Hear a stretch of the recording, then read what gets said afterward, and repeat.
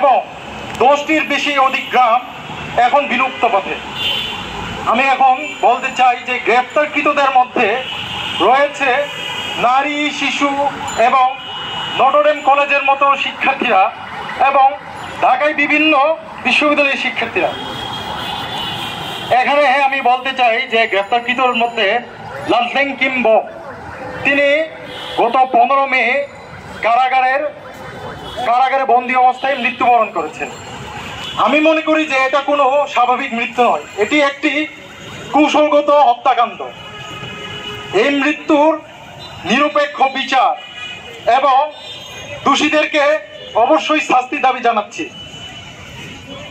আমি বলতে চাই যে 5 আগস্টের পর আমরা বৈষম্যহীন বাংলাদেশ গড়ার স্বপ্ন দেখেছি এবং সেই বাস্তবায়নের জন্য আমরা সোচ্চার হয়েছি, কিন্তু সেটা কোথায়? থানচিতে যে খিয়াং নারীর ধর্ষণের পর হত্যাকাণ্ডে যে শিকার হয়েছে সেই ধর্ষকদের এখনো গ্রেফতার করা হয়নি, কিন্তু কুকিচিনের বিরুদ্ধে অভিযানের নামে সাধারণ বম জনগোষ্ঠীদের গণহারে গ্রেফতার করা হয়েছে এবং সেখানে ছিল নাবালক শিশু এবং লিয়ানথাংপুই বম নামে 5ম শ্রেণী পড়ুয়া অভিযানে মৃত্যু হয়েছে। সেই মৃত্যু দায় কার? এই প্রশাসনের। আমি এই প্রশাসনের কাছে জবাব চাই যে কেন এরকম হচ্ছে।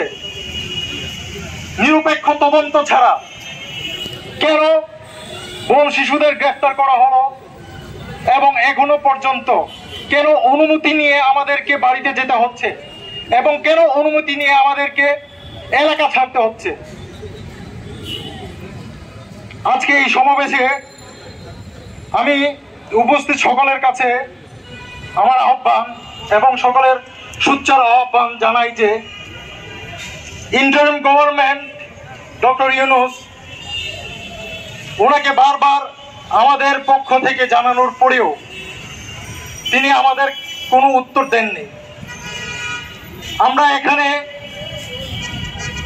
একজন সুশীল নাগরিক এবং সচেতন নাগরিক হিসেবে আমরা বলবো যে এই যে হত্যাকাণ্ড এবং এই যে ধর্ষণের যে অবিচার, সেটা অবশ্যই ওনাকে জবাব দিতে হবে।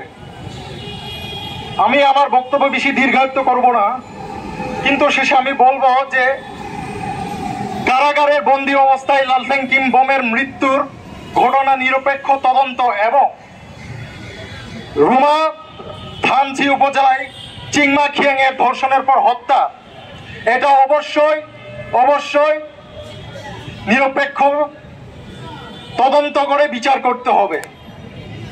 এই বলে আমি আমার বক্তব্য শেষ করছি। Doctor Yunus, free Bawm people.